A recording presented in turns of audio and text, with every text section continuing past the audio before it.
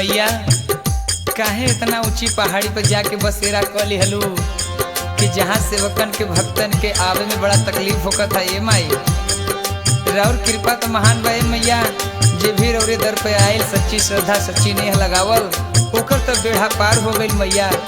लेकिन कुछ भक्त ऐसा बड़े मैया कि जे रउआ दरबार में आवे खातिर बड़ा तकलीफ में बने, का उनकर कमजोरी हो गई माई रउआ तनी सुन ली।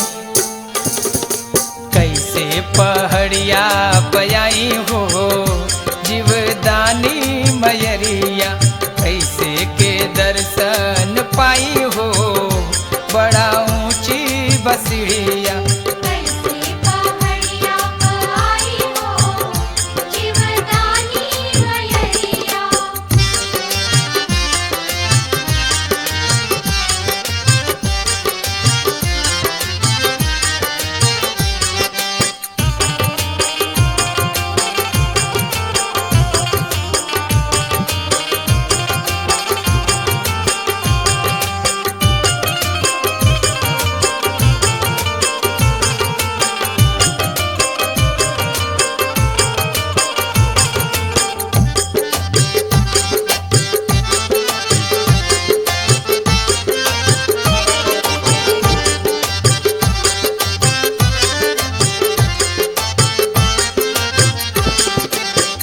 मैया के अंग शोभे ललकी चुनरिया,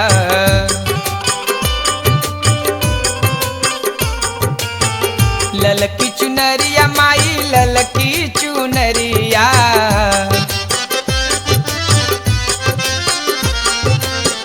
मैया के अंग शोभे ललकी चुनरिया, ललकी चुनरिया हो ललकी चुनरिया। कैसे बजजवा बोलाई हो,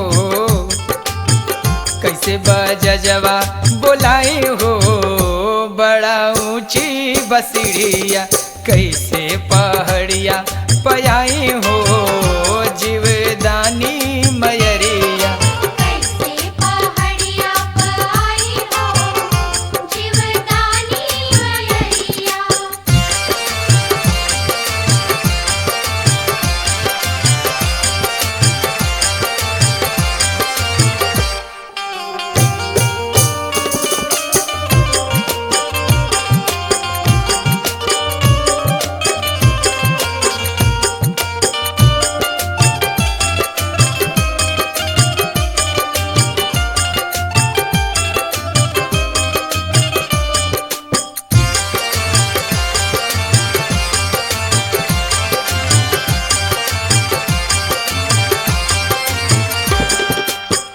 मैया के भोग लगे हलवा या पुड़िया,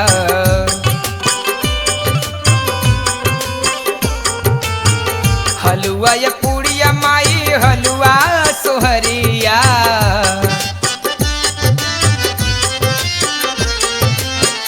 मैया के भोग लगे हलवा या पुड़िया, हलवा या पुड़िया माई हलवा या पुड़िया।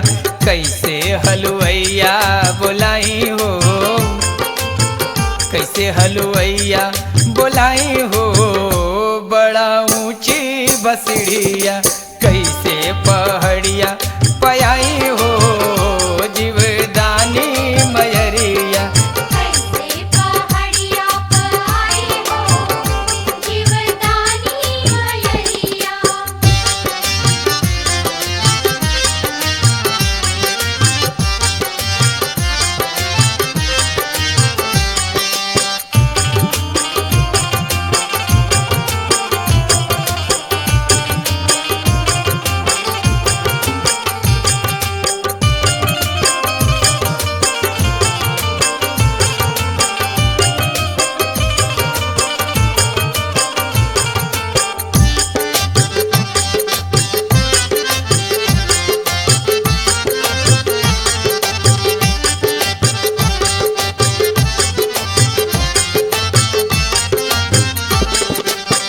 मैया के गार शोभे फूलवन के मलवा,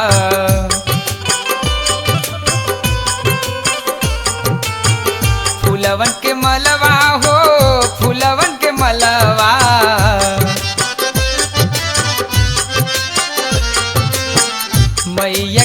अरे शोभे फूलवन के मलवा, फूलवन के मलवा हो, फूलवन के मलवा, मलिया के कैसे बोलाई हो, मलिया के कैसे बोलाई हो। बड़ा ऊंची बसड़िया कैसे पहाड़िया पयाई हो, जीवदानी मयरिया कैसे पहाड़िया पयाई हो, जीवदानी मयरिया।